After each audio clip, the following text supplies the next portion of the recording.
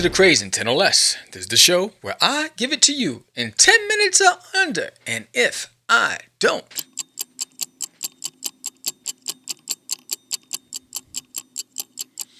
at least I tried. Anyway, yo Sam, I don't have the kind of money to do Comic Cons and pay for hotels and travel. I can barely afford to pay for my book. What am I to do? Glad you asked. That's the topic of the day. I'm Sam the Crazy Man Vera. Stop acting up. Let's get it.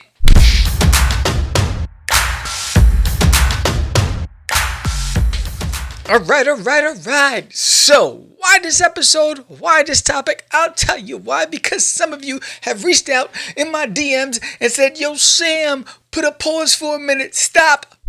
Párate. What are you doing? Move. Don't. Freeze. Back away. Step away from the vehicle. Anyway, you said, yo, Sam, I love your topics. I love your episodes. But you're not talking to the broke man.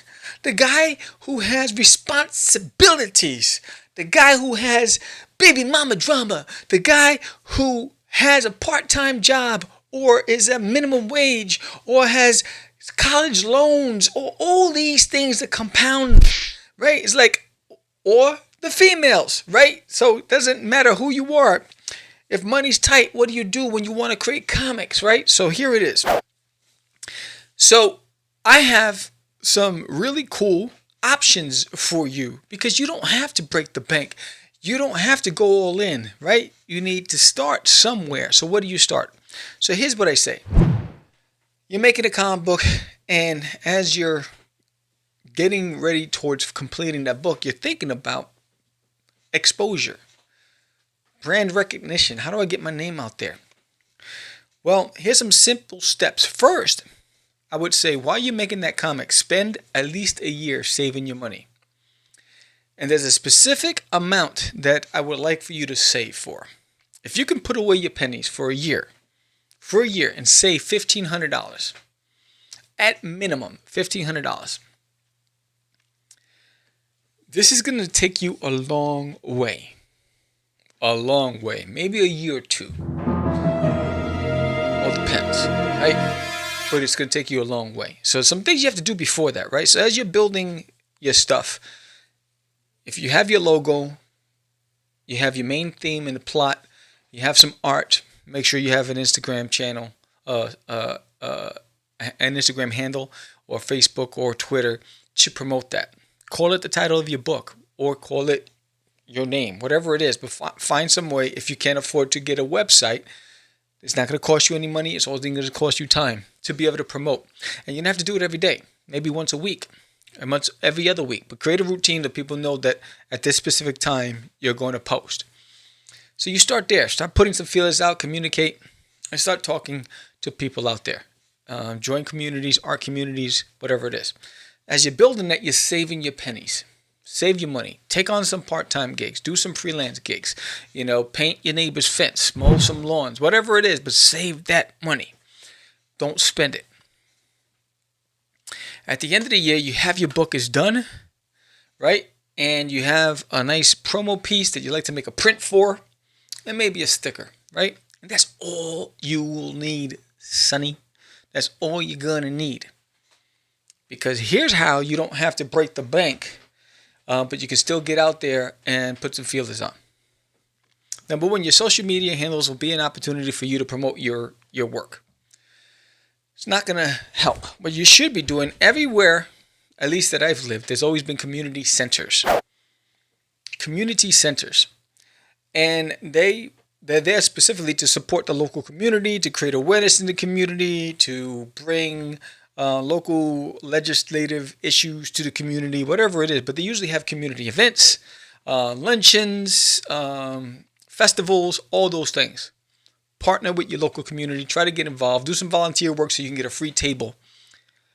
And so that way you can, whenever they're having events, whether it's art festivals, food festivals, whatever they're doing in the community you want to be a part of, and you can have yourself a tent for free as long as you get involved and support. That's one way you don't have to break the bank.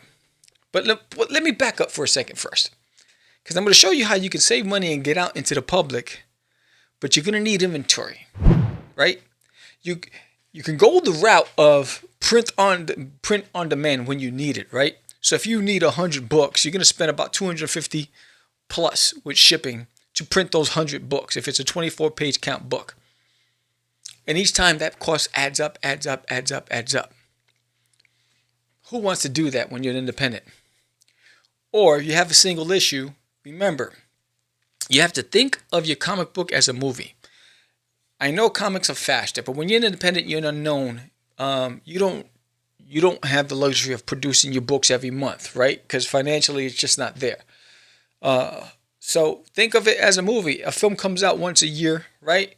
So you can promote your book if you're an unknown for a year on your own, just that single issue, while you're working on the back end, working on the other stuff, and you're raising money and saving money to produce the other consecutive books.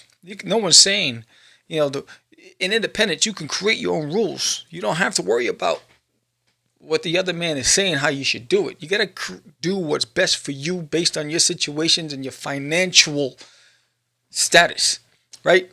So you can go the route of print on demand, and once you get to 500 copies, you spent almost $1,400. Or you can go to offset printing. Print 1,000 copies, 24 page count, full color, offset printing. You're going to pay about $1,300 with shipping. So now you have 1,000 copies of your book in inventory. You'll never have to worry about printing until you sell out of every issue. It's going to take you a while as an independent. I doubt you'll sell 1,000 in the first year unless you really have something that's popping. But at least you have 1,000. You print 200 prints, 300 prints, whatever it is. It's going to cost you about anywhere between $75 to $100. All depends on the count, right? And stickers. Get some stickers if you want. You can just use the print and the book, and that's all you're going to need. Make sure you have the inventory. Now, you can take a bed sheet to conventions to act as your tablecloth, and you can just sit there the first year without any bells and whistles and just have your book and your print on the table, and you can create in your house and put on an easel, your name as an artist, and you sit it on the easel on your table, and you can print at your own home. You don't have to break the bank, and you start out there. Humble beginnings. That's where it all begins, right? It starts somewhere. Now, where you save, that's where you're going to put that $1,500 that you're going to save for the year. That's going to go to make sure you have inventory. Now, here's how you'll save money, and here's how you'll still get the word out. Your community center, partner with the community centers. The YMCA, they're always hosting art events and things like that. Do a teaching. Go and teach for free, and then when they have the events, as a barter to have a table. Or they hire you to teach. If you're good enough and they want you to teach some classes, you can raise that money to work on being able to save money for local conventions that where the tables might cost $50 or so, right? But find a way to either make money off of your craft or barter to get exposure. Same thing with the local libraries. The libraries are always looking to host events, especially with local talent. Go and do a speaking engagement or go and do a reading of your book. Great way to get, and then as a caveat, work with the library. Say, I would love to do a reading or maybe a demonstration, an art demonstration. In return, I'd like to be able to sell my book to whoever comes and attends. Right? Boom. So you got your library, you got the YMCA, and you got your community center. Partner with your local schools. If your stuff is the right content, right? And if your book is not, if it's a high school grade reader, then partner with your high schools. If it's elementary grade readers, partner with your elementary schools, and go and do demonstrations. Go and do art demonstration, and it's almost like you bring your parent to work day or whatever. Where what is it that you do, right? Or talk about a career in the arts, and go in and some schools will do price of admission. Well, they'll buy your books for every student, or it's just a matter of exposure. Now you go out there and and you're teaching kids how to draw, teach them how to draw your character. Get them to know your character. Make sure everyone knows what your social handle is. And just make sure your social handle is specifically focused on your brand and not your personal beliefs, political or anything like that, right? Just keep it focused on your character. So you have your YMCA, you have your community center, you have your schools, you got your library. Now, as you're doing all this, if you can raise additional funds, $50, a local small Comic Cons, you don't have to worry about the big show. In that first year, you have the inventory to do all those things.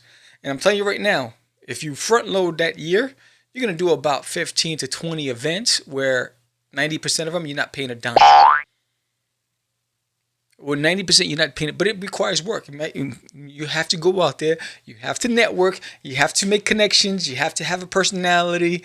You can't be weird, right? You have to go in there and talk, right? And make those connections. Build your name in your neighborhood. Build your name in your community. Build your name locally, because that's going to help, right? When you do those things enough, talk to your local comic shop. Say, hey, would you put this on your shelf? And if they say yes, hey, can I do a book signing? Boom. There you go. They're going to give you a table for free, and they have a tablecloth. And all you have to do is go in there and plop your books on the table. People are buying your books. Your book is you got support from the local comic shop. So these are all ways you can actually go and promote yourself without breaking the bank. But you need to make sure, if you're going to invest anything, invest in your inventory. Make sure you have the inventory, because print on demand is going to cost you a whole lot of money at the end of the journey. It's going to cost you more than, and then you're going to say, if you went print on demand, by the time you've printed 1,000 copies, you paid double what you would have paid for offset printing for one copy, for one issue. So it's a smarter approach. It's a more economical approach, and it's easier to swallow when money's tight. And I get it, right? So these are cool options that you can use. But you have to be creative. You have to put, and again, everything requires work and time. So you have to manage your time accordingly. Say on my days off, these are what I'm going to do. The great thing is that you can reach out to these local community centers, the YMCAs, whatever, find out who the people are in charge ahead of time instead of just showing up, and set up appointments. Set up appointments to meet with them. Be professional. Make it official. Hey, I'm a published artist, right? Get your stuff on Amazon for free. Amazon Kindle. Get your stuff on there. Now you're a published illustrator, writer, comic creator, right? You get it on Kindle. You walk in and I'm a published whatever, blah, blah. I'd love to be able to come and do a demonstration. I noticed that you host events. I'd love to get a free table. In exchange, I'm willing to do this. Or, how can we work together? Start the conversation, put out feelers. Now, there are going to be times you're going to get no's. There are going to be a lot of times you're going to get yeses. It all depends on your pitch, your energy, and your content, really. All right? So it's about likability. So when you're making connections with human beings, they want to know how you make them feel when you're having that conversation. If you're stiff, dry, awkward, they're not going to want that in front of their consumers, the patrons, whatever it is. So make sure you're upbeat, happy, excited. Excitement drives energy. Energy attracts energy. And who wants to be around someone who's too serious, but they're creating comics? No. Have fun creating comics. So these are some simple options that you can do to start with. So, but again, it requires saving money, doing some extra things to make some extra money, and then going out there and putting it to work. What do you think? What do you think about this episode? Did you like it, Jake? Do you think these are good ideas? I do, but it doesn't matter what I think. It matters what you think. So put the comments below. Let me know if there's a topic you want me to cover on the Crazy 10 or less. Let me know. I got you.